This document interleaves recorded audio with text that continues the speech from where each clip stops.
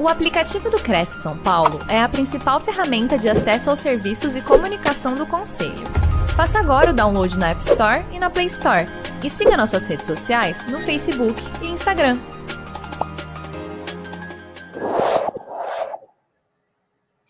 Senhoras e senhores, começa agora mais uma live, mais uma apresentação ao vivo oferecida pelo Cresce SP, o Conselho Regional de Corretores de Imóveis do Estado de São Paulo, dirigida a todos aqueles que se interessam pelos assuntos relacionados ao mercado imobiliário. Mas nesta quarta nobre, vamos ultrapassar esse limite, vamos abordar um assunto que pode interessar a todas as pessoas de modo geral. Afinal de contas, o tema é escolhas que transformam a vida. E durante essa apresentação, você descobrirá como as decisões rápidas afetam a sua saúde e o bem-estar.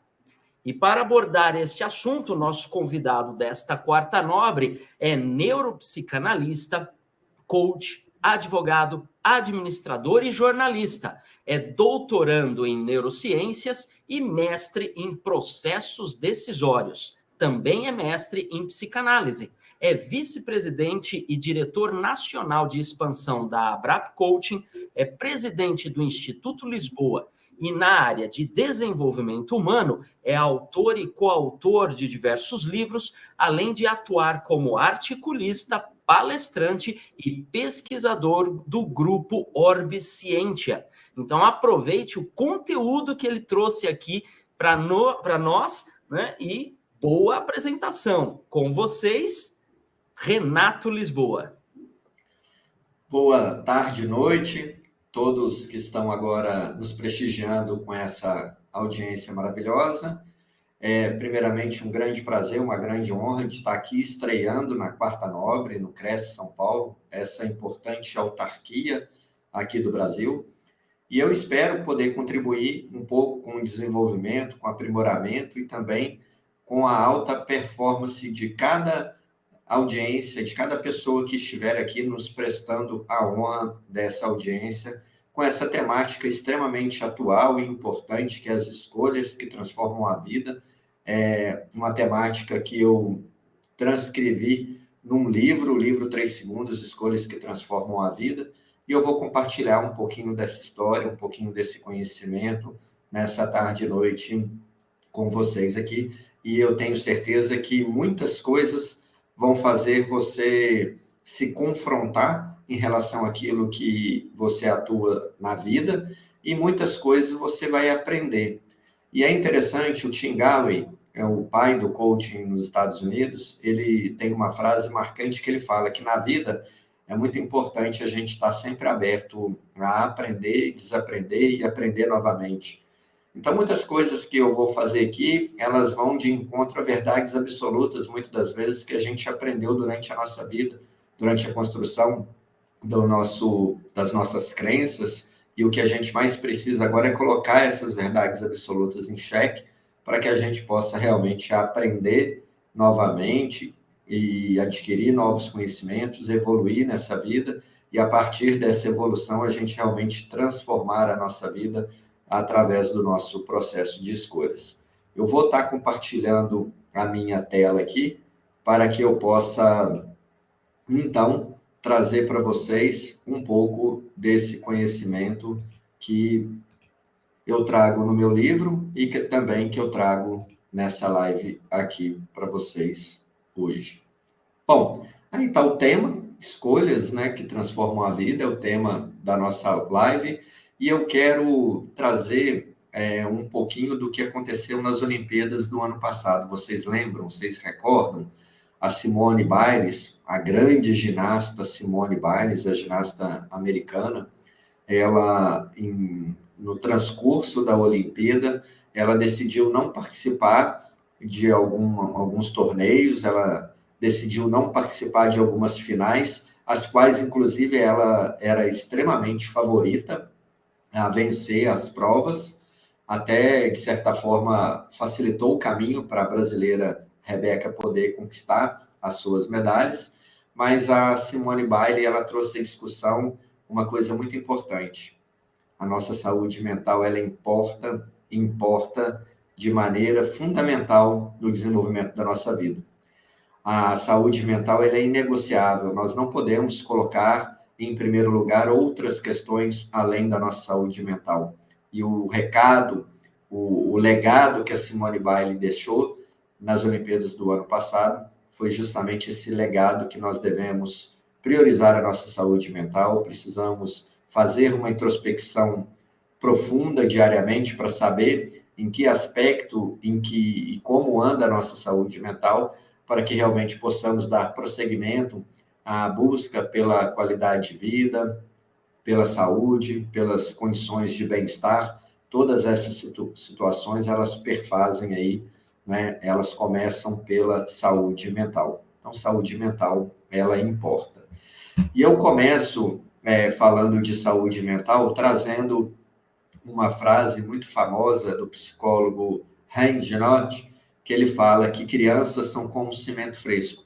Tudo que cai nelas deixa uma marca. Por que eu falo isso? Porque enquanto crianças, enquanto adolescentes, nós estamos à mercê de influências de todos os lados, influência da nossa família, da família onde a pessoa está sendo cuidada, está sendo criada, influência na escola, influência em todo o ambiente ao qual a criança está submetida. E a partir do processo de observação, a partir do ouvir, a partir do ver, a partir do sentir, essa criança ela vai moldando o seu senso, a sua personalidade, o seu caráter, vai assimilando as suas crenças, inclusive até os 12 anos são formatadas inúmeras crenças essas que a pessoa vai desenvolver ao longo da vida. Mas muitas das vezes, essas crenças em que na vida adulta a gente acaba reagindo à vida como verdades absolutas, são crenças muitas das vezes que nos sabotam. São crenças muitas das vezes que nos impedem de fazer e agir aquilo que devemos fazer para poder atingir alguns objetivos, para poder atingir a alta performance, para poder atingir e alcançar os nossos sonhos mais remotos. Mas muitas das vezes, quando nós formatamos crenças, nós formatamos alguns valores, algumas verdades que nós tratamos como verdades absolutas, elas nos impedem de alcançar esses propósitos e esses sonhos da nossa vida. Então, o que eu vou trazer hoje para que a gente possa discutir nessa quarta nobre é justamente a maneira em que a gente tem que estar com a mente, com o coração aberto, para poder desconstruir algum desses padrões, para poder desconstruir algumas dessas crenças, para que a gente possa estar aberto a analisar e reanalisar e fazer como Tim Galloway nos ensina. Muitas das vezes, desaprender aquilo que muitas das vezes para a gente já era uma verdade absoluta, para aprendermos coisas novas, para evoluirmos, para adquirirmos novas crenças, adquirirmos novos hábitos, e aí sim estarmos preparados e prontos para alcançar aquilo que a gente quer alcançar na nossa vida. Bom, para que a gente possa atingir isso, é preciso primeiro a gente perpassar pelo processo de autoconhecimento. É preciso que a gente se conheça inteiramente, por dentro, por fora, nossos pensamentos, nossas crenças, quais são os nossos hábitos, as nossas reações automáticas. Muitas das vezes a gente não consegue identificar todo o nosso ser, todos os nossos hábitos, tudo aquilo que a gente proporciona em ação de maneira automática. A gente não consegue, muitas das vezes, perceber o que o nosso inconsciente traz para a gente diariamente, porque, na realidade, muitas dessas questões automáticas, habituais, inconscientes, que a gente faz repetidas vezes, é como se fizesse parte do nosso ser, e a gente não consegue identificar e muito menos pesar se trata de um comportamento bom ou ruim.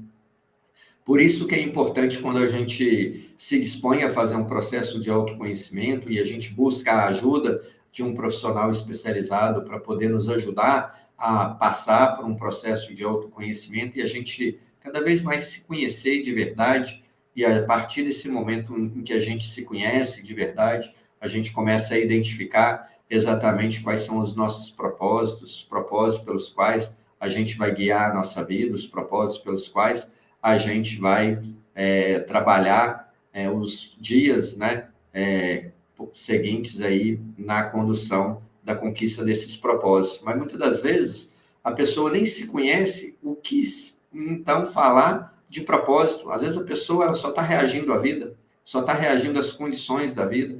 Ela trabalha porque sabe que precisa ali do financeiro, do valor ali daquele trabalho para poder ter a sua subsistência, para matar a sua fome, para ter onde dormir, mas não tem um propósito definido pelo qual ela vai perfazer os caminhos, a sua jornada para alcançá-los, porque muitas das vezes ela não se conhece, muitas das vezes a pessoa ela trabalha num local que ela não gosta, mas ela não sabe que ela tem o potencial, que ela tem condições de poder perfazer e refazer a sua vida e as suas aptidões e adquirir habilidades e competências e poder, sim, usufruir de locais de trabalho e ambientes de trabalho pelos quais ela vai obter também uma qualidade de vida. Aí ela se submete a questões, muitas das vezes, que ao invés de ajudar a manter uma saúde mental adequada, esses locais vão ajudar a piorar a qualidade da saúde mental da pessoa.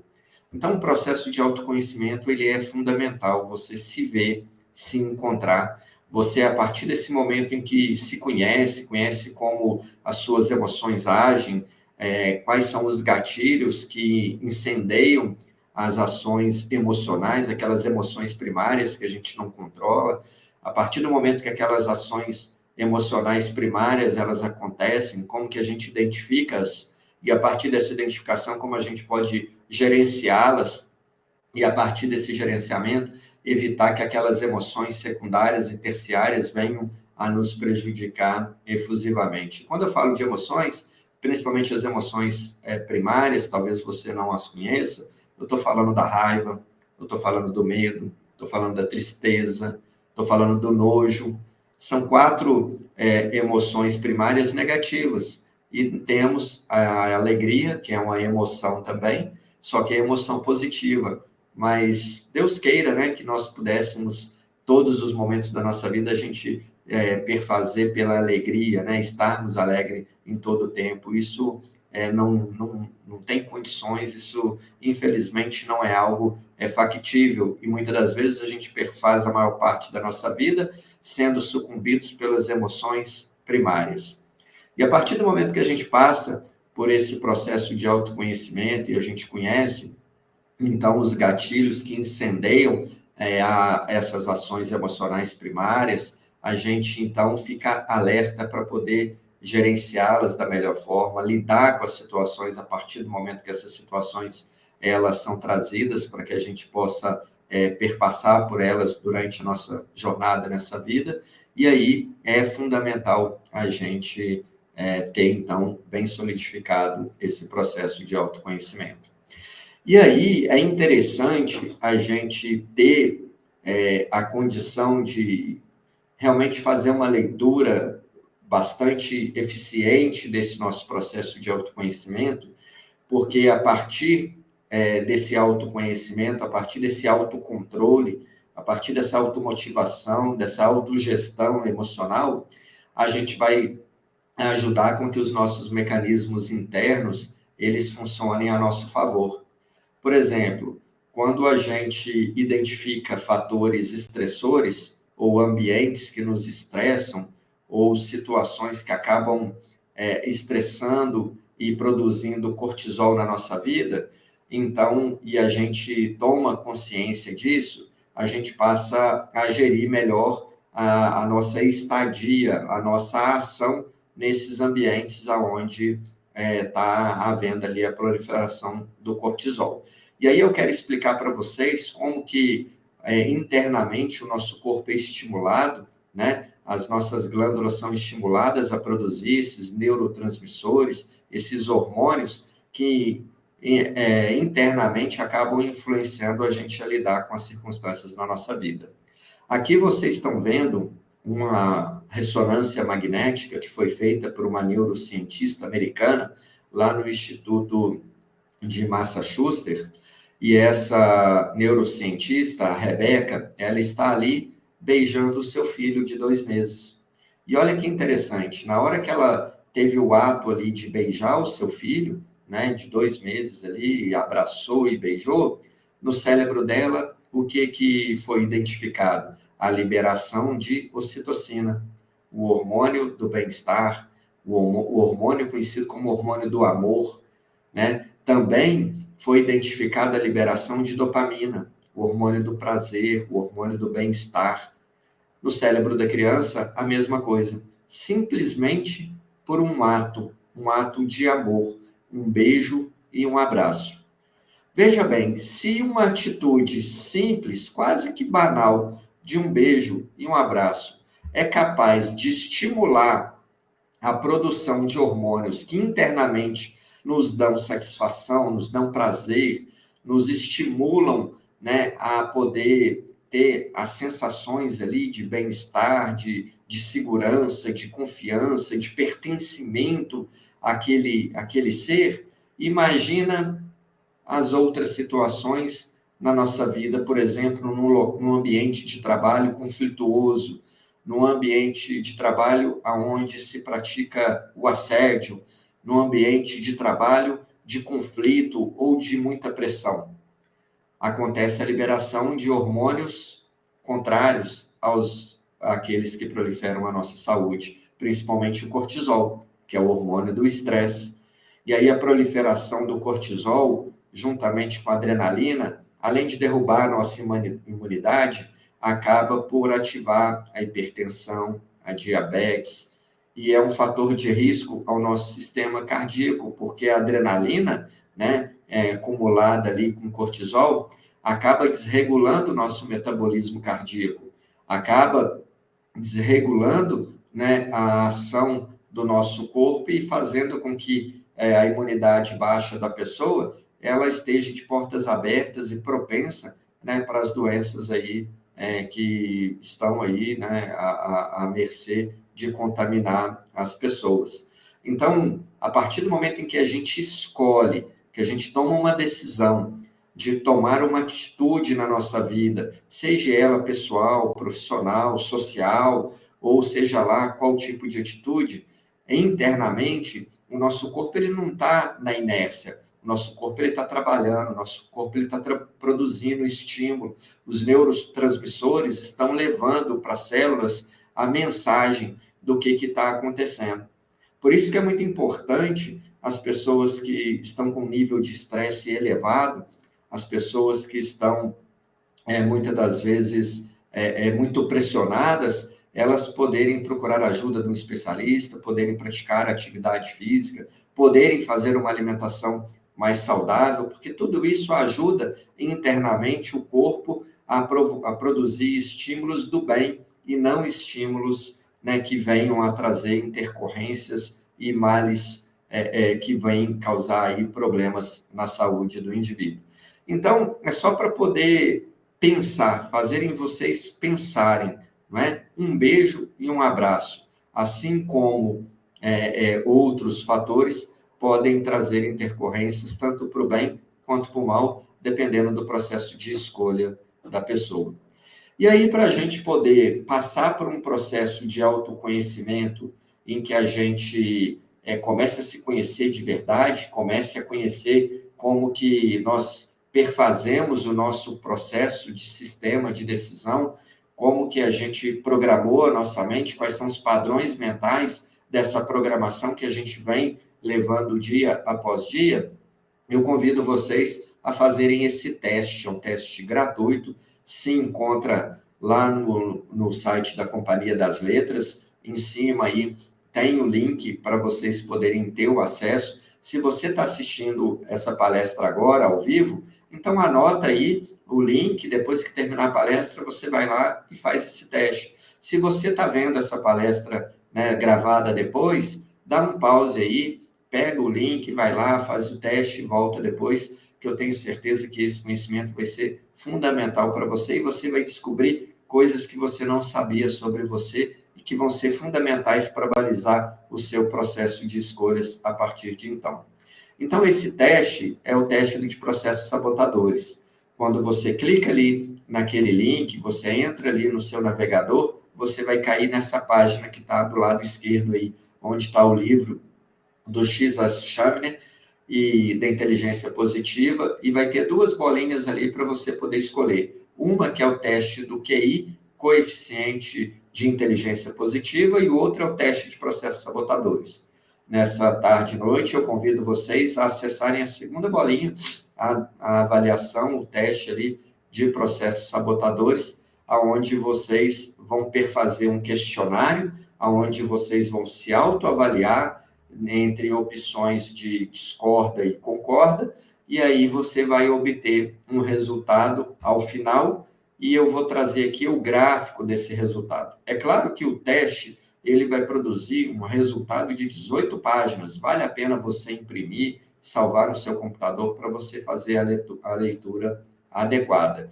Aqui eu vou me ater apenas o gráfico, só para vocês poderem entender o que esse resultado, o que esse teste traz de conhecimento, de autoconhecimento para cada um de nós, e é muito importante a gente poder adquirir esse conhecimento.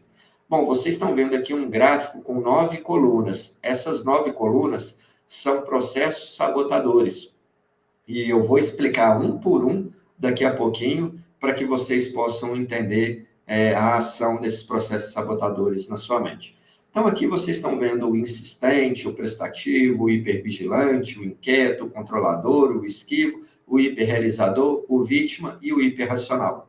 Só que tem mais um processo sabotador que ele não está aqui nesse gráfico, mas ele também atua de maneira, inclusive, devastadora na mente das pessoas, que é o crítico.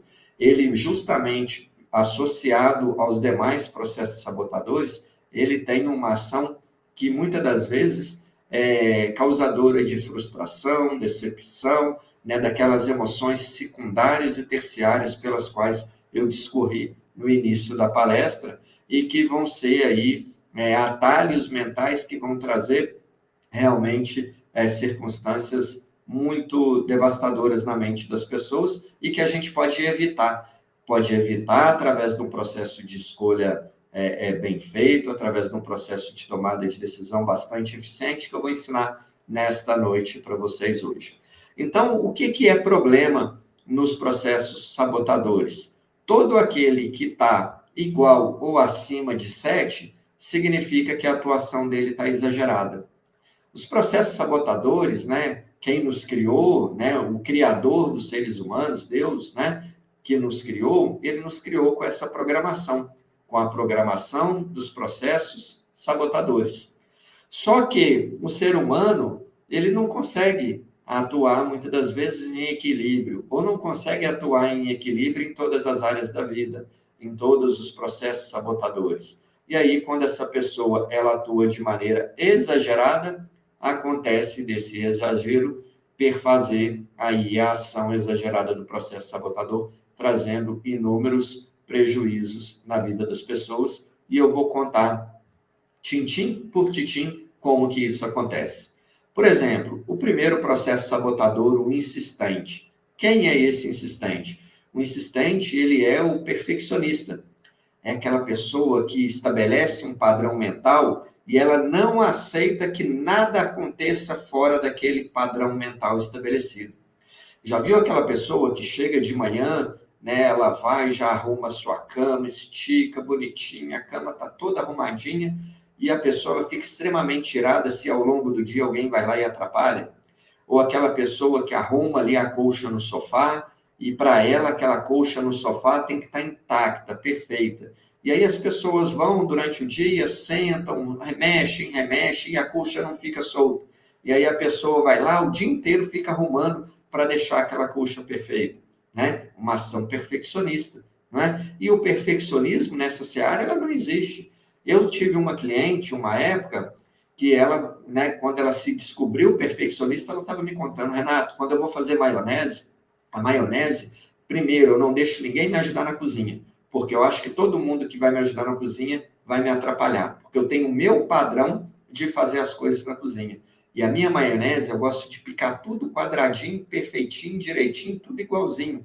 Eu, para me poder fazer uma maionese, eu levo de 8 a 10 horas para fazer uma maionese. Quer dizer, um padrão perfeccionista que exige da pessoa um esforço muito grande, exige da pessoa um tempo muito grande. e acaba esgotando muito, porque se não está perfeito, a pessoa se frustra, se decepciona e acaba não se sentindo bem. E internamente, o que acontece com os hormônios dessa pessoa? Acaba perfazendo aí a produção, né, a liberação de cortisol, a pessoa vai se estressando. Por quê? Porque aquele padrão mental perfeccionista que ela estabeleceu na vida não está sendo satisfeito, não está acontecendo. Muitas das vezes, a vida ela é probabilística, nós sabemos disso, né? A gente faz os nossos planos, mas a gente não sabe se esses planos eles realmente vão acontecer ou não vão acontecer, não é? E aí, muitas das vezes, o perfeccionista ele perfaz ali o plano dele de como as coisas devem acontecer, mas aí, quando não acontecem, opa, ele se frustra, ele reclama, ele murmura, ele vive se questionando por que com ele, ele imagina que existe um complô contra ele, por quê? Porque na ideia dele, no imaginário dele, aquele plano que ele formulou tinha que acontecer, não poderia ser o oposto. Então, muitas das vezes, essa ação perfeccionista, ela consome muito das pessoas. Outro processo sabotador, muito comum, né? Provavelmente você que está nos assistindo aí, você deve conhecer muitas pessoas assim. É aquela pessoa que é prestativa em demasia. Tudo que você pede, a pessoa faz. Tudo, a pessoa está o tempo inteiro à sua disposição, né? A pessoa ela não consegue ali falar não. A pessoa ela vai construindo ali o castelo de todo mundo. Mas qual que é o problema? Naquela construção do castelo de todo mundo, a pessoa ela esquece as suas necessidades. Ela não prioriza as suas necessidades, as suas questões vão ficando para trás. Assim como essa figura, né, vai mostrando o castelo dos outros sendo construído, as questões dos outros sendo construídas, a pessoa toda ali animada, ajudando, fazendo, na hora que ela vai olhar para dentro de si, é um vazio absurdo, porque com ela a reciprocidade muitas das vezes não é a mesma. Nesse tipo de situação, a pessoa ela cria um padrão que as pessoas só vão gostar dela, que as pessoas só gostam dela, só vão dar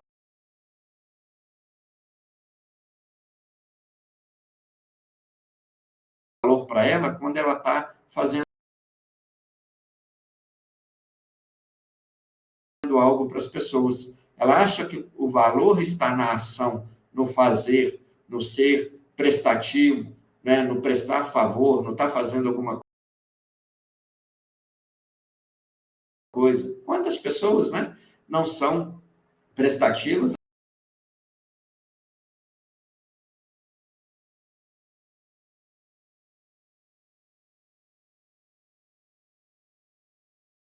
ao ponto de emprestar cartão de crédito, emprestar dinheiro,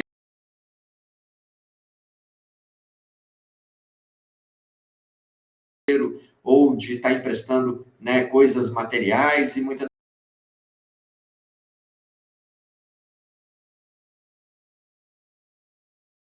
das vezes, quando recebe de volta, às vezes não recebe do mesmo jeito que emprestou, né?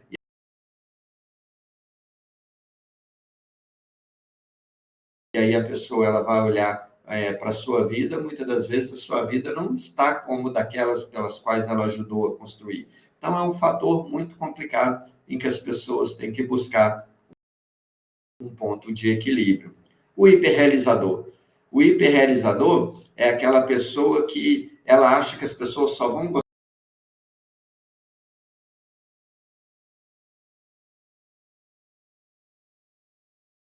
gostar dela se ele estiver realizando, se ele estiver ali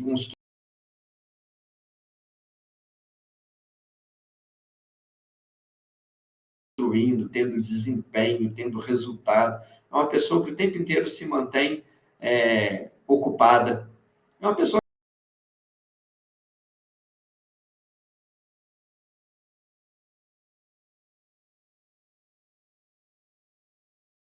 que não gosta muito ali de contatos e relacionamentos emocionais.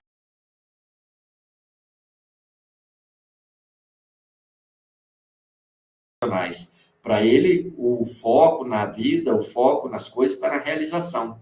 Você já viu aquela pessoa que está tendo ali a festa na casa, mas a pessoa está o tempo inteiro trabalhando, está o tempo inteiro, está lá na cozinha, está servindo as pessoas, está atendendo a porta, está fazendo isso, está fazendo aquilo, o tempo inteiro ocupado. Mas em momento nenhum a pessoa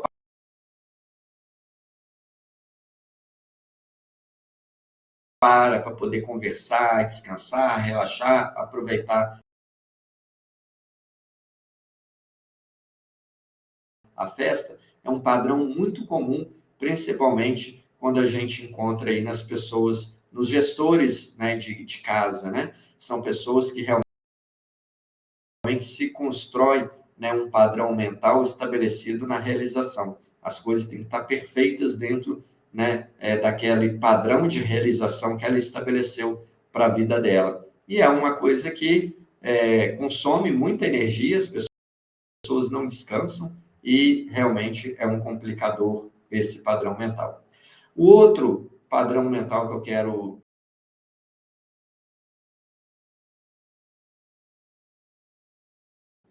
trazer para vocês aqui é a pessoa, né, que se coloca sempre na condição de vítima. Lembram daquele desenho animado do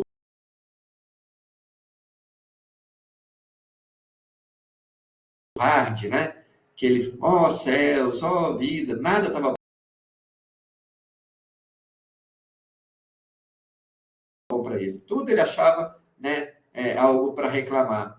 A mente dele estava focada, a mente dele estava programada só no negativo, não conseguia enxergar coisas boas, ainda que acontecessem coisas boas. Sempre ele manipulava a situação para enxergar pelo lado negativo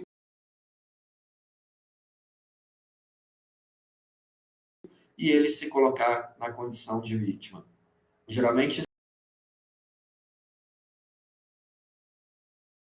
esse tipo, né, de pessoas, esse tipo de padrão mental, são pessoas muito emotivas, são pessoas muito temperamentais, querem o tempo inteiro, através daquela manipulação, né,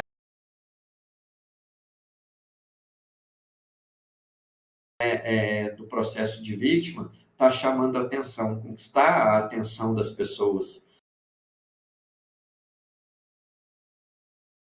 Né? As pessoas, elas têm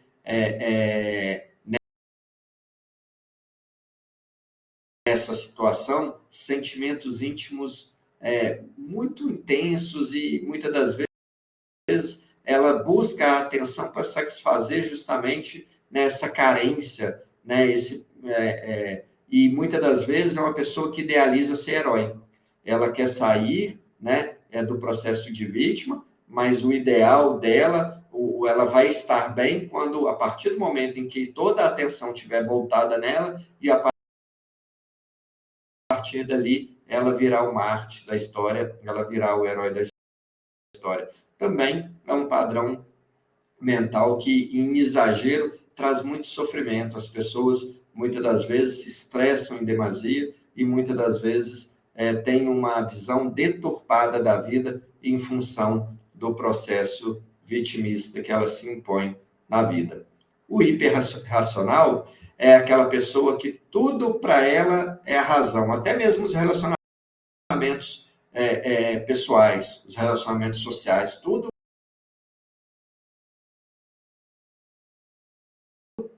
ela quer saber com números, não é?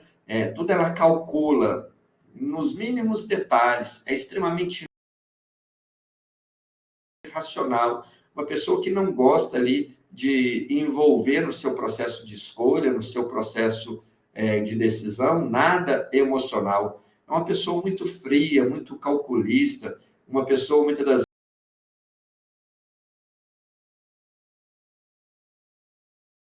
vezes distante, ela não gosta que as pessoas entrem muito no mundo dela ou se aproximem muito do mundo dela, porque ela entende que tudo tem que perfazer pela razão. E não é assim. A teoria do cérebro tríono, que é o cérebro emocional, cérebro racional, cérebro operacional, fala que a busca pelo equilíbrio é que precisa perfazer o processo do sistema decisório das pessoas. Nem tanto racional, nem tanto emocional e nem tanto operacional. É o equilíbrio e, através do equilíbrio em cada situação, em cada circunstância, a gente produz melhor os processos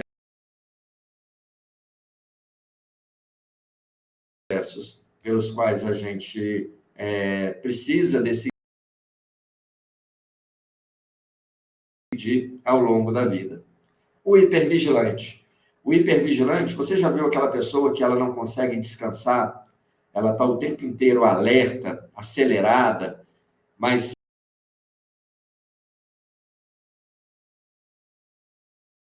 são pessoas que muitas das vezes acham que em algum momento na vida vai acontecer uma tragédia. Em algum momento ela vai ser cobrada por alguma coisa. Em algum momento as pessoas vão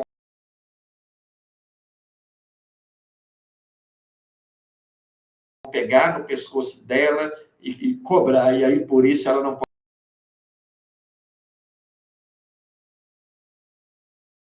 pode relaxar, não pode descansar. É uma pessoa que muitas das vezes fica vigilante por muito tempo. São pessoas que têm dificuldade no sono, até dormem, mas dormem aquele sono raso, aquele sono que qualquer barulhinho está acordando, está despertando. Qualquer fala, né, das pessoas próximas, ela está se despertando, porque ela tem que estar atenta, tem que estar ligada, porque o medo sucumbe, o medo não permite ela realmente descansar, relaxar, recarregar perfeitamente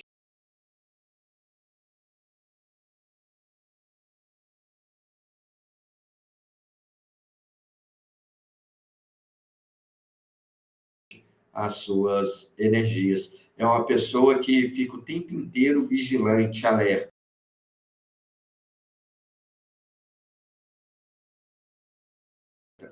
É muito comum, muitas das vezes, quando as pessoas passam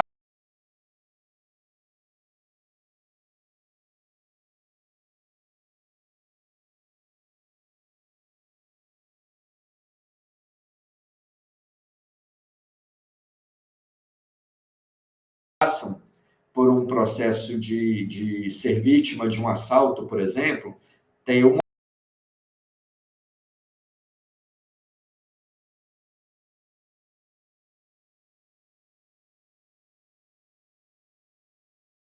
momento ali de hipervigilância, tem um momento ali, né, porque o susto de ser assaltado, o susto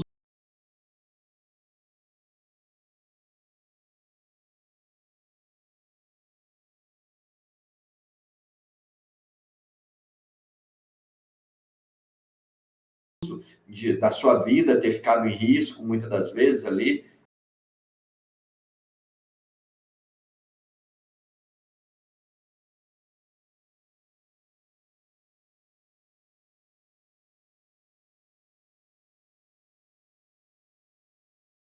né, com uma arma na cabeça, ou uma faca,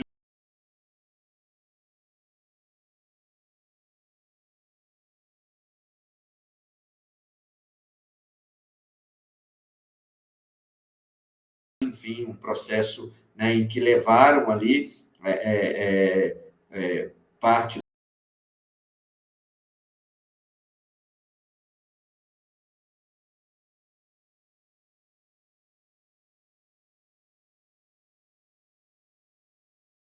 do patrimônio da pessoa, então a pessoa perfazer por aquele momento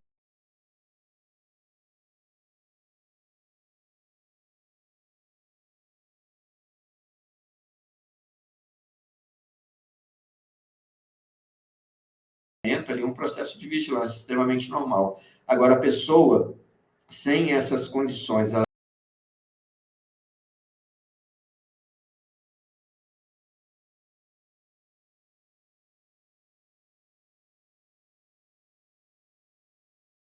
se perfazer vigilante em função de construção mental,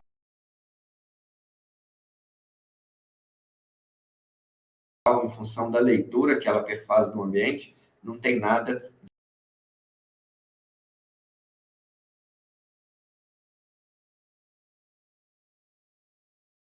de saudável. O mais interessante é que todos esses processos sabotadores, eles são questões de momento, eles são mutáveis. Você pode, por exemplo, fazer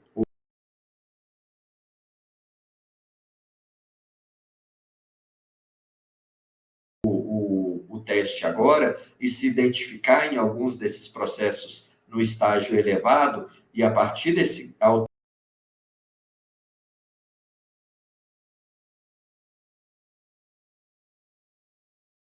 conhecimento, né, que você passa a ter desses processos, você passa a atuar para poder saná-los, trazê-los ao ponto de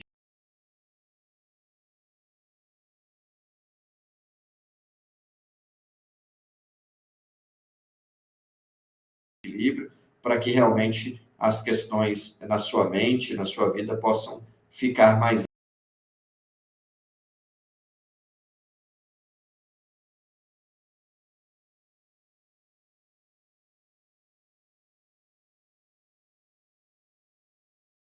leves, e aí você possa realmente continuar.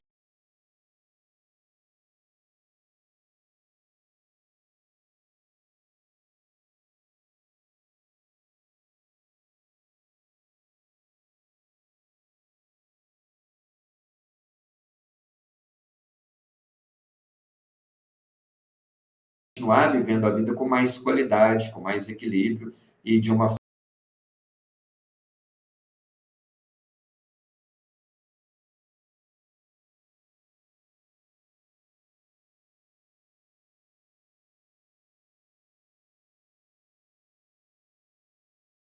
forma mais saudável. O inquieto. Você conhece aquela pessoa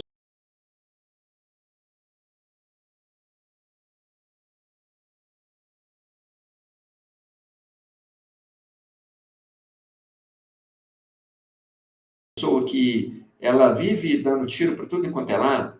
Uma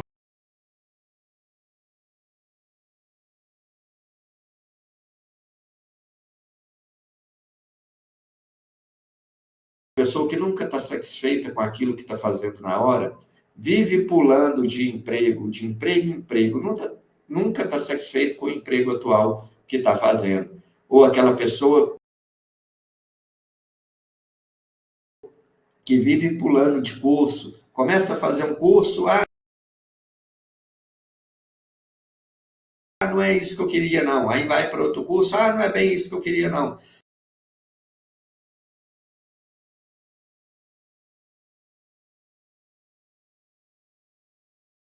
Uma pessoa que sempre foca no futuro. No futuro eu vou me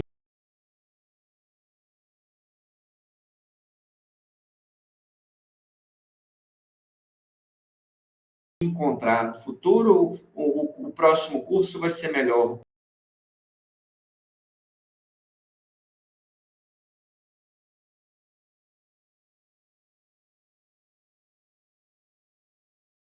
O próximo trabalho vai ser melhor. Uma pessoa que nunca está bem com aquilo que está fazendo na hora.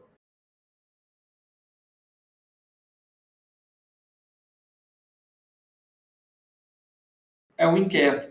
É a pessoa que não consegue se satisfazer, não consegue proporcionar ali na sua vida um processo de estabilidade, processo de segurança.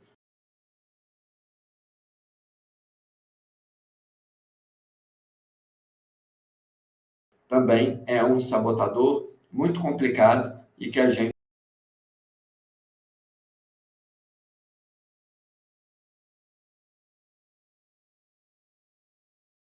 muitas das vezes encontra com muita facilidade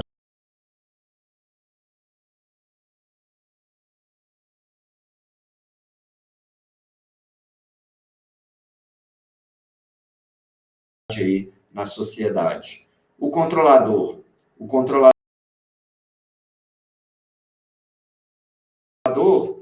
é aquela pessoa que acha que ela tem que dar conta de tudo, ela tem que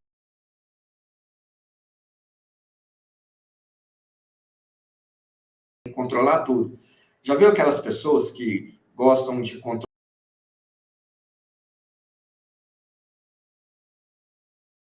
controlar os processos no trabalho, gostam de controlar os relacionamentos, gostam de controlar os relacionamentos dos filhos, gostam de controlar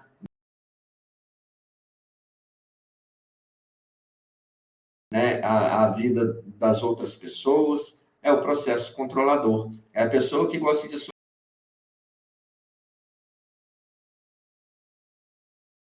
assumir todas as responsabilidades para si. Não se sente segura, não se sente satisfeita com as outras pessoas no comando da situação. E qual que é o problema desse controlador? Ele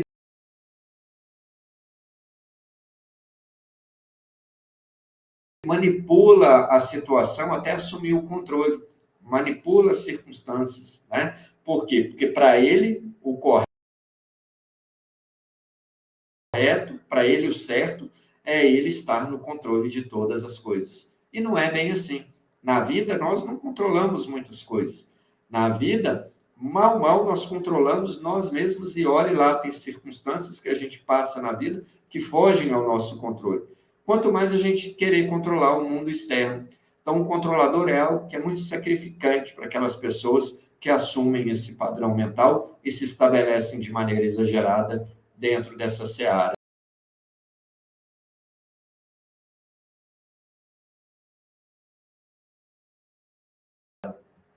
Desse processo sabotador. O processo sabotador esquivo é aquela pessoa que não gosta de conflito. Aí, como ela não gosta de conflito,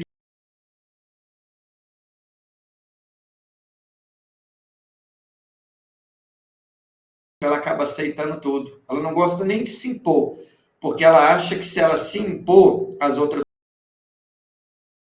pessoas não vão gostar mais dela, não vão mais amá-la. Aí é aquela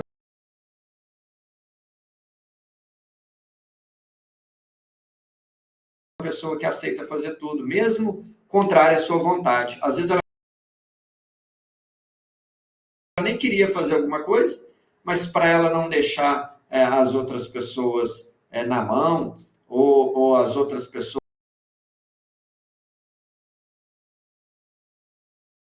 não a julgarem, ou ela não achar, né, ela pensa que as outras pessoas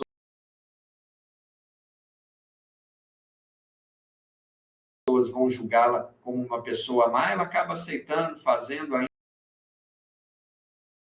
ainda que não queria fazer. É uma pessoa que tem uma extrema dificuldade de falar não para as pessoas. Tudo é sim, sim, sim, e é um trabalho muito complicado.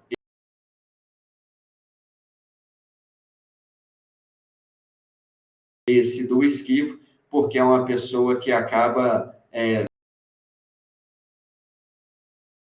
trazendo para dentro de si, né, para o seu estado físico mesmo, muita angústia, muita amargura, muito ressentimento.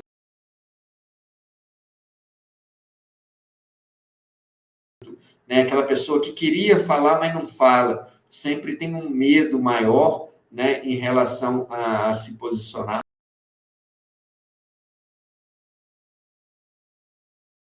em função justamente da atuação desse comportamento. E, por fim, falando dos 10 comportamentos sabotadores, a gente tem o crítico. Né? E o crítico que eu estou falando é aquele crítico interno, é aquela pessoa que internamente, além de toda a ação relacionada aos processos sabotadores, ele vive o tempo inteiro ali se criticando e se julgando e se analisando. É aquela pessoa que acabou de tomar uma decisão em alguma coisa, mas está ali pensativa, está ali refletindo se tomou a decisão correta, se realmente era isso ou não era, ou se tivesse feito de outra forma, o resultado poderia ter sido diferente.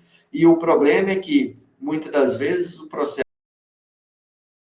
sabotador crítico, ele se associa a outro processo sabotador, e aí eles agem em dupla, em trio, enfim, agem continuamente, trazendo realmente uma situação extremamente desfavorável para a vida das pessoas. Então, o sabotador crítico, muitas das vezes, ele não age sozinho. A pessoa está lá, prestativa, controladora, hipervigilante, mas sendo crítica também, o que acaba complicando a situação. E como que a gente pode amenizar esse processo? A gente ameniza esse processo através, né, do autoconhecimento, da gente se conhecer. A partir de então, eu tenho uma característica controladora, tenho uma característica hipervigilante, estou atento, né? Então, a partir disso, vou identificar todos os processos que decorrem dessa situação e tentar amenizar, tentar equilibrar, tentar me sentir mais tranquilo, apesar de não continuar a alimentar esse processo sabotador. Então, né, a pessoa que fazia a maionese pequenininha lá, quadradinha, perfeitinha, agora ela, né, faz a maionese com pedaços grandes, ela faz uma maionese em meia hora e pronto, acabou. No final das contas, ela entende que o sabor é o mesmo, que as pessoas vão se alimentar da mesma forma, não precisa, né, daquela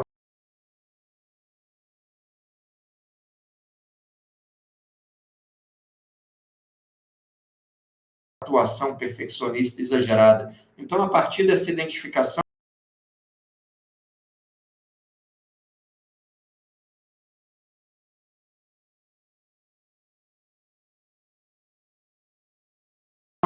é o primeiro trabalho que a gente faz para poder se desfazer do processo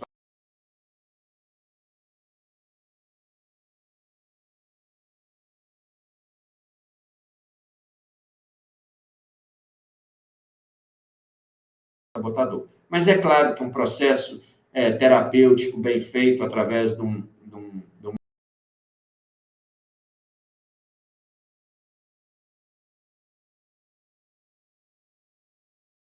uma sessão terapêutica, né, de um especialista, pode ajudar e, inclusive, atalhar,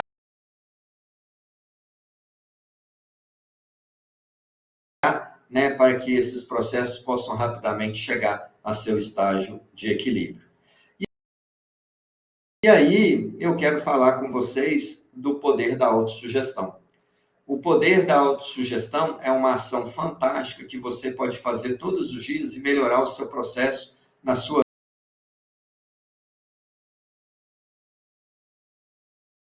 vida, dia após dia, através justamente do autoconhecimento, do tamanho que é o poder da autossugestão.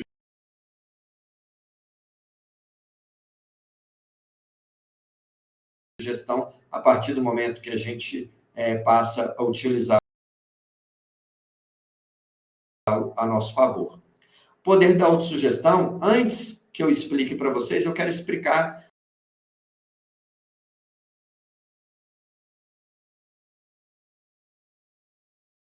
para vocês como que a ciência, né,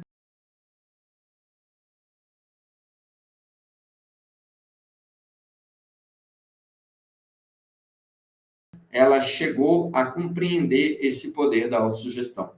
Provavelmente você já deve ter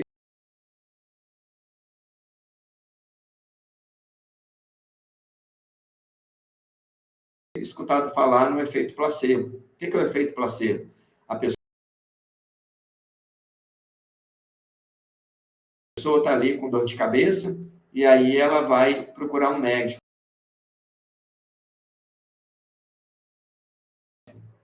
E aí ela procura um médico para poder sanar aquela dor de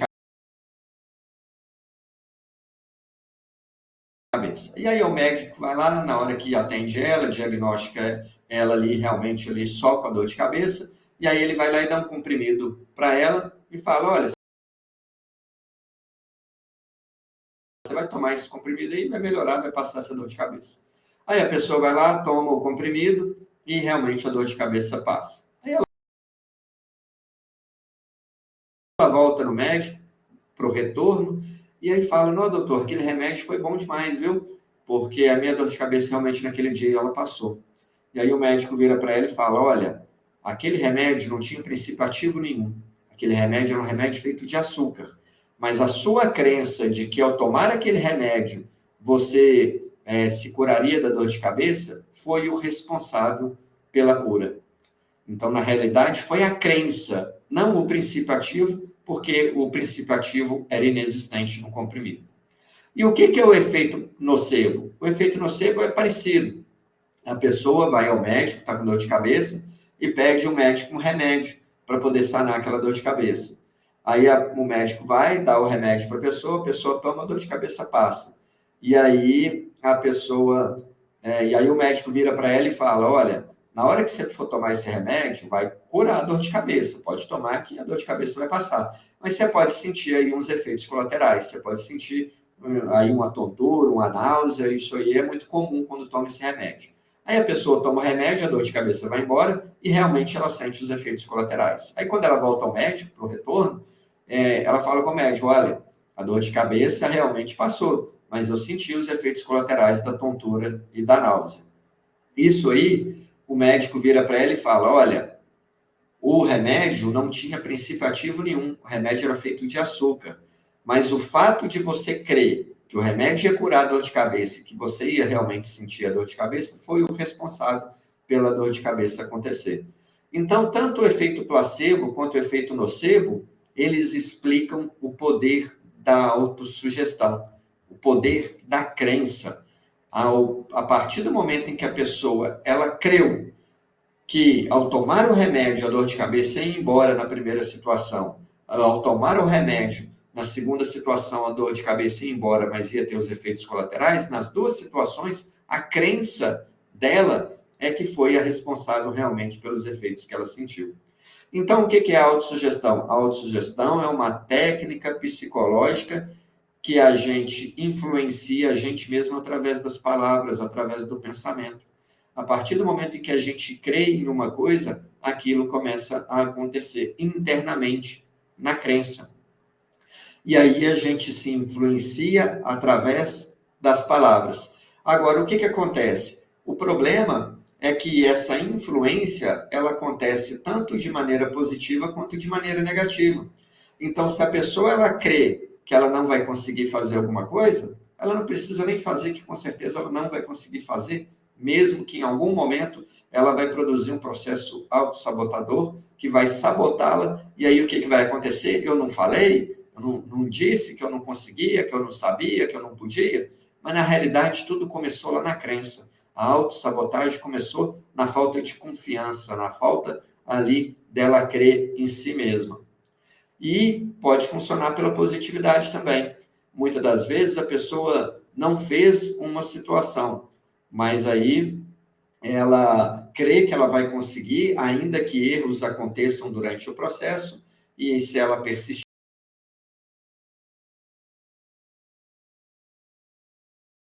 permanecer e aprender com os erros, provavelmente ela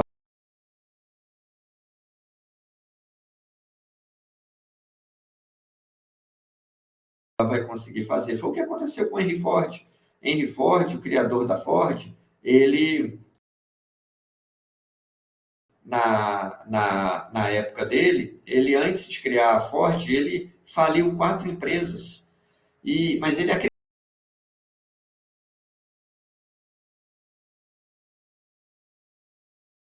acreditava no processo, ele acreditava no empreendedorismo, ele acreditava que ele seria um empreendedor de sucesso. E ele não desistiu. Aqueles fracassos que ele teve antes, ao invés de desanimar, ele pegava os erros que ele tinha cometido, melhorava o processo, aprimorava o processo e seguia adiante em busca do quê? Do sonho de ser empreendedor. Até que chegou na 5ª tentativa, ele criou a Ford, que é a empresa de veículos que a gente conhece até hoje. Então, a autossugestão, ela é poderosíssima. E a autossugestão, ela tem 3 leis. Leis estas que, se a gente poder utilizá-las,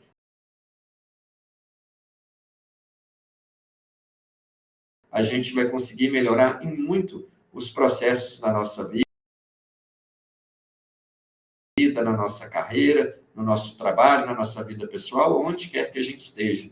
E a primeira lei é a lei da atenção concentrada. O que a lei da atenção concentrada ela fala? Ela fala que quando a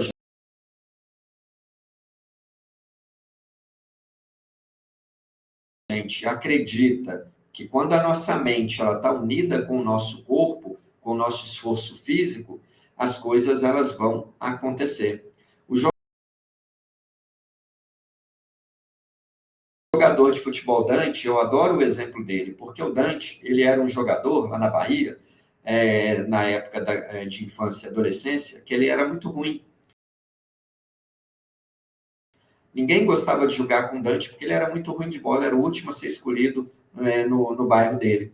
Mas ele queria ser jogador de futebol profissional, ele queria viver da bola, ele queria ser um jogador profissional e não um jogador profissional qualquer. Ele queria ser um jogador profissional, famoso, ganhar altos salários, e ele acreditava naquilo. Pode ser que naquela época Dante escutava 1001 histórias das pessoas que queriam tirar isso da cabeça dele, mas ele não desistiu, ele focou. A crença e o corpo dele trabalharam em conjunto. Ele treinava todos os dias, treinava sozinho, treinava com os amigos, até que ele se tornou bom. Se tornando bom, foi jogar num time lá na Bahia, e daquele time que ele foi jogar, ele foi visto por olheiros internacionais que o levaram a jogar em grandes times na Europa. O que o Dante ele conseguiu? Ele conseguiu o que 99,9% dos homens sonham, mas não conseguem: se tornar jogador profissional e um jogador profissional de sucesso. Jogar uma Copa do Mundo, jogou a Copa do Mundo no Brasil em 2014. Mas o que o Dante ele fez? Utilizou a lei da atenção concentrada. Ele acreditava nele mesmo. Ainda que os outros não acreditassem, ele acreditava nele. Qual que é a segunda lei? É a lei do esforço contrário. Inclusive, a lei do esforço contrário, ela se remete à primeira lei em uma circunstância, porque a lei do esforço contrário, ela fala o seguinte: se você não acredita, se a sua mente, se você não crê, se você não acredita que algo possa acontecer, não adianta nada se esforçar para que aquilo aconteça, porque em algum momento alguma coisa vai dar errado. Então, ou seja, a lei do esforço contrário, ela quer nos remeter à primeira lei, para que a gente possa, então, colocar mente e corpo trabalhando em uma unidade só, em busca daquele sonho, daquele propósito que a gente quer alcançar na nossa vida. E, por fim, a terceira lei, que é a lei do sentimento dominante. O que a lei do sentimento dominante ela fala? Ela fala que se a gente só fica perfazendo as coisas que a gente quer conquistar na vida no âmbito da imaginação, e a gente nunca tira da imaginação para colocar na prática e através das tentativas a gente conquistar aquilo que a gente quer, nunca nada vai acontecer. Então, a lei do sentimento dominante, ela fala que nós precisamos não só ficar mirando os processos da nossa vida e as ideias na mente. Em algum momento a gente tem que tirar isso da nossa mente, colocar em prática, fazer, acreditar que é possível e unir mente e corpo numa unidade que, com certeza, as coisas elas vão acontecer. Porque muitas das vezes as pessoas sonham e não conquistam as coisas. Porque as pessoas, elas criam na sua imaginação crenças limitantes e essas crenças limitantes impedem elas de alcançar o que elas gostariam de alcançar na vida. Então, muitas das vezes as pessoas elas pensam, né? Ah, isto não é para mim. Ah, eu já estou velho para tal coisa. Já viu? Aquelas pessoas passam dos 40 anos, acham que não tem que estudar mais, acham que não tem que aprimorar mais, acham que não tem que evoluir mais. Muito pelo contrário. Enquanto há vida, né, há esperança. Enquanto há vida, as pessoas podem evoluir, podem crescer, né? Aquelas pessoas que, antes de começar a fazer uma coisa, nem tentou, já está falando que não vai conseguir, ou que a pessoa ela já acha que ela não tem sorte, então nunca as coisas vão acontecer, ou aquelas pessoas que usam a desculpa de não saber fazer para não fazer, né? Não sabe fazer, aprende, se esforça. Pode ser que você não nasceu com um dom numa determinada coisa, mas isso não quer dizer que a falta do dom não vai fazer você aprender. Às vezes você vai levar um tempo maior do que aquelas pessoas que têm dom levam para poder fazer uma coisa, mas isso não quer dizer, né, que você não vai fazer. Então, são todas crenças, né, que as pessoas vão administrando na vida, vão assimilando na vida, vão produzindo ao longo da vida, através daquela influência que nós falamos lá no início, né, da influência do meio ambiente, da influência da escola, da influência da família, da influência, né, dos amigos. Aí as pessoas vão assimilando essas crenças, vão sendo influenciados, né, vão formatando ali processos mentais, criando crenças limitantes, né? É muito comum até os 12 anos formatar muitas crenças limitantes, chega na vida adulta, tem que desfazer dessas crenças limitantes. Por que os consultórios hoje, né, de psicanálise, de psicologia, de terapia estão lotados? Justamente porque chega na vida adulta, as pessoas estão vivendo ciclos que elas não conseguem interromper, ciclos de crenças limitantes, ciclos de situações que elas não conseguem enxergar e quebrar, para poder seguir adiante, para poder dar um passo além daquilo que elas querem conquistar na vida. Mas elas perfazem a vida presas nessas crenças que vieram formatado e que tratam como verdade absoluta, que tratam como uma coisa quase que enrustida, né, na mente delas, na vida delas, e que realmente não tem valor nenhum. E o que essas pessoas, então, elas têm que começar a produzir? Começar a produzir pensamentos positivos. E não é uma positividade tóxica, não é uma positividade oba-oba, não é como nós falamos aqui em relação aos processos sabotadores, assim como a autossugestão, né? Tudo passa a partir do processo de autoconhecimento e da maneira como a pessoa se vê, se enxerga e acredita.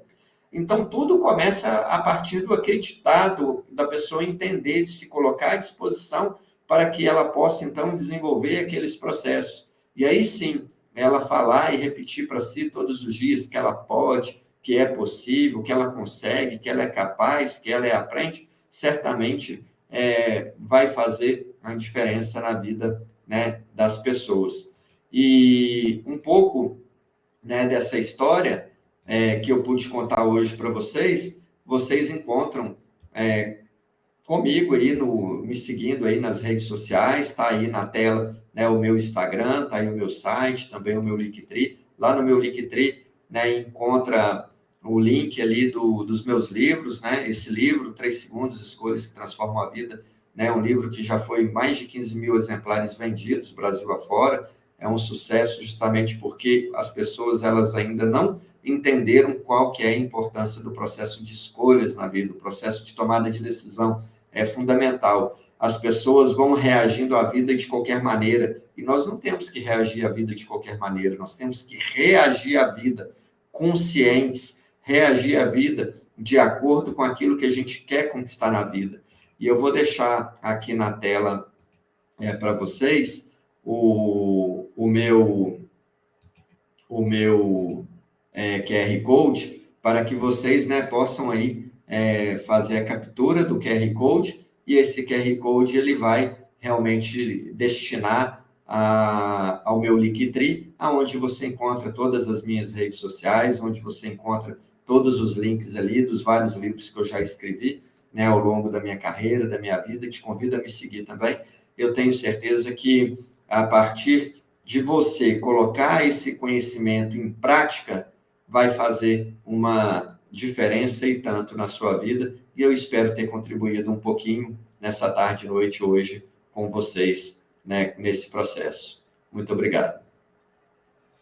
Maravilha, Renato, contribuiu e muito. Olha só quanta informação interessante para a gente pensar e repensar as nossas atitudes. Maravilha.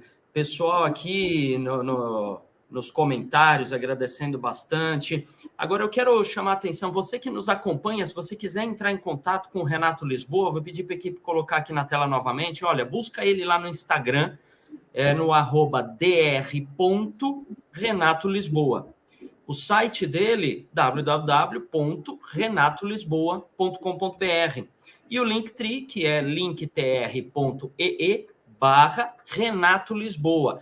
Busca mais informações lá com ele, verifica como que é toda essa questão aí do livro e tudo mais, e tire suas dúvidas com o Renato, né? Ele está aí para nos ajudar a ressignificar aí as nossas crenças, né? Nossas limitações e tudo mais, não é isso, Renato?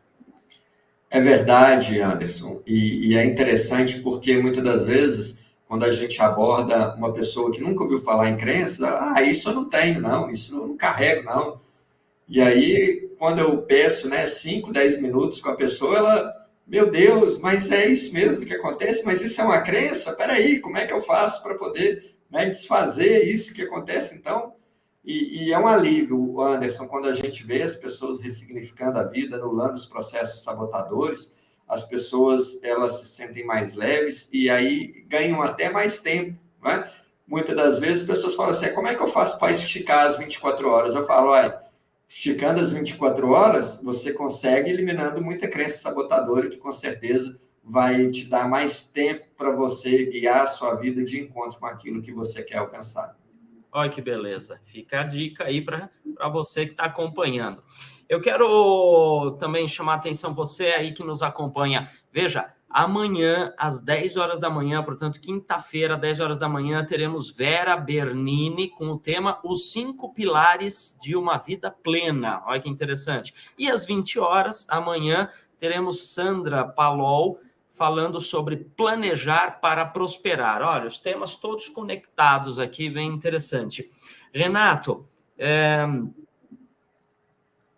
estou vendo aqui o pessoal comentando, excelente palestra, muito bom, né? Nossa, muito interessante, e aí vai, né? Pessoal agradecendo, boa noite a todos, excelente live, olha que bacana, maravilha. Renato, deixa eu te fazer uma pergunta com relação a os processos sabotadores, os padrões mentais que você mostrou. Estes padrões, você falou que a gente pode mudar, né? Por exemplo, num dia está mais assim, no outro dia está mais assim, mas existe essa mudança também de acordo com qual papel eu desenvolvo? Por exemplo, ter um padrão mental enquanto pai, ter outro padrão mental enquanto funcionário, ter outro padrão mental quando eu estou entre os amigos, existe isso? Ou seja, um padrão mental situacional? Olha, em alguns casos pode até haver, não é? Principalmente quando a pessoa ela gosta de mascarar alguma situação em relação ao ambiente onde ela vive, né? É uma questão consciente, onde a pessoa ela se controla conscientemente, né? Naquela circunstância, naquele momento, né? Para poder vender ali uma imagem, para poder vender ali uma situação que no fundo, ela não é. Mas ela não consegue sustentar por muito tempo, né? É muito comum quando a gente vai atender casais, né? E fala, mas quando namorava era assim, né? Opa, aí eu falo, mas na época que estava namorando era campanha, né? Estava vendendo a situação. Aí depois que casou, aí já não precisa de fazer campanha mais, né? Então aí a pessoa se mostra de verdade, como realmente é. Então essas questões situacionais é muito comum nessas questões muito pontuais, né? Mas quando uma pessoa ela tem consolidada na sua mente ali o padrão, né? Por exemplo, controlador, é controlador em todos os ambientes, e ela nem percebe, é algo que é invisível para ela, ela não enxerga. Se uma pessoa não chega a comentar com ela, dá um toque nela, ou se ela não faz um teste, né, como esse aí, o teste do processo sabotador, para ela poder entender, ela não vê, porque ela age ali natural, para ela acha que ela está certa, né? Porque foi uma construção através de um hábito repetitivo, ou ela viu na infância os adultos agirem dessa forma e ela comprou essa ideia como se fosse a maneira correta, né, de viver a vida. Então, assim, é uma crença mesmo. Agora, a partir do momento, né, de um processo profundo de autoconhecimento, é algo libertador e que tem o papel aí de libertar ela dessa situação. Bacana, maravilha. Renato, olha só, já quero deixar aqui em público, para ficar registrado aqui, o nosso convite para você voltar e dar mais palestras aqui, mais apresentações, de acordo com sua disponibilidade, seu interesse. Se você puder fazer isso, você vai ser sempre muito bem-vindo aqui, seu conteúdo é riquíssimo. Eu quero lembrar para todos que nos acompanham aqui, que os nossos convidados aqui, eles são voluntários. Eles vêm aqui porque eles querem compartilhar, né, conhecimento, quer fazer da nossa nação, de modo geral, uma nação melhor, com pessoas mais produtivas, mais harmônicas, mais equilibradas, como é o caso aqui do Renato, nosso convidado, que está até em outro estado, não está aqui em São Paulo, está lá em Minas, mas graças à tecnologia pôde estar aqui conosco, e justamente nesse contexto, Renato, que eu quero te agradecer profundamente por esse despojamento seu de compartilhar o seu conhecimento, sua experiência conosco e a sua disposição e disponibilidade. Então, em nome de toda a diretoria do CRES, na figura do seu presidente José Augusto Viana Neto, eu quero estender os nossos mais profundos agradecimentos por esse seu comportamento doador, né, de estar aqui conosco, doando um pouco da sua experiência, das suas pesquisas aí, do seu conhecimento, para que a gente possa, então, ser humanos melhores, né, e, consequentemente, profissionais melhores também, né? Então, muito obrigado pela sua participação aqui, né, graciosa, né, voluntária, porque olha só, o CRES não paga nem um centavo para os nossos convidados, eles estão aqui realmente porque querem compartilhar, olha que bacana. Para a gente encerrar então a nossa live aqui, Renato, eu deixo um abraço para quem nos acompanha, te agradeço mais uma vez, quero deixar um abraço e deixa aqui então sua mensagem final para o nosso público. Bom, primeiramente, eu que quero agradecer pela oportunidade de poder contribuir um pouco com o meu conhecimento para toda essa audiência do Cresce, que é fantástica. Agradeço a diretoria, o presidente, a todo o pessoal do suporte, que são extremamente dedicados e nos deram um suporte fantástico para que esse momento acontecesse. Um abraço a todos. Quero deixar à disposição, voltarei todas as vezes que forem possíveis e necessárias, né? Eu falo o seguinte: o conhecimento não é para transformar em obesidade mental, ele é para ser compartilhado, né? Então, eu faço de maneira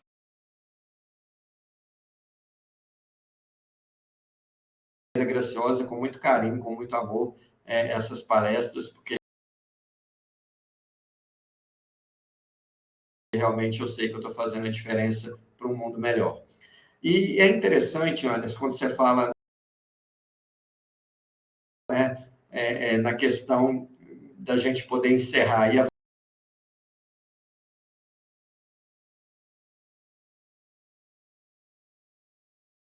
vontade de compartilhar mais e mais e mais. Mas fica aí, né, para uma próxima oportunidade. Mas eu quero dizer para a nossa audiência, e já fica aí o meu abraço por terem, né, agora nessa tarde, noite aqui nos acompanhado.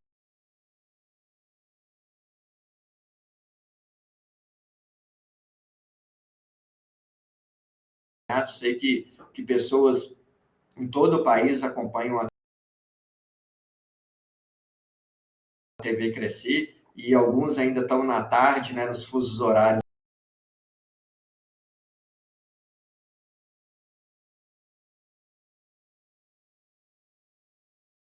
aí do Brasil, e eu quero falar com vocês o seguinte: olha, terapia sempre é entre duas pessoas.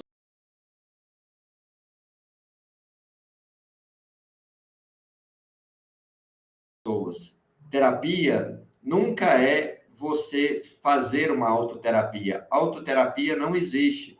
Muitas das vezes as pessoas têm uma falsa crença. Eu sou meu psicólogo, eu sou meu psicanalista, eu sou meu terapeuta. Isso não existe. Uma terapia é sempre entre um profissional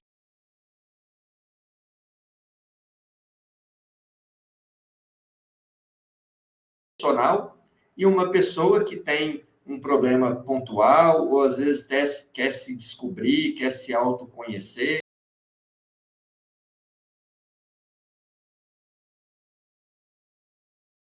Então, se hoje essa live despertou em você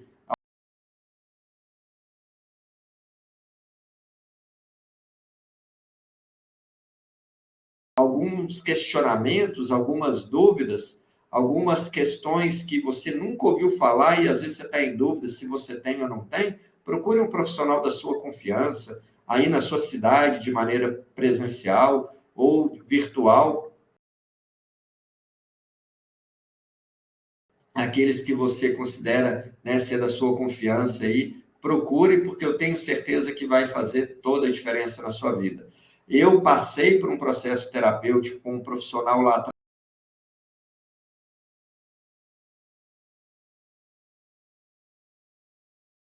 que fez toda a diferença na minha vida. Eu era advogado, advogava, e eu, inclusive, fiz uma transição de carreira em função justamente de me descobrir, de passar por um processo de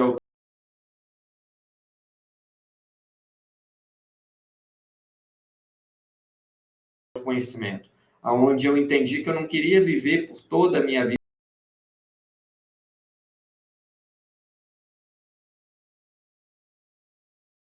praticando a advocacia.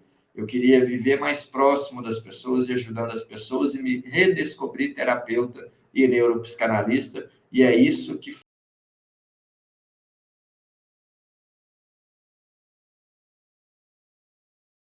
faço todos os dias com muito carinho e com muito amor. E eu não saberia isso se eu não tivesse passado por um processo terapêutico, se uma pessoa não tivesse me ajudado a me passar por um processo de autoconhecimento que fez toda a diferença na minha vida, e eu conto um pouquinho dessa história nesse livro. Então, Anderson, é essa a mensagem que eu quero deixar para as pessoas. Um grande abraço e uma boa noite a todos.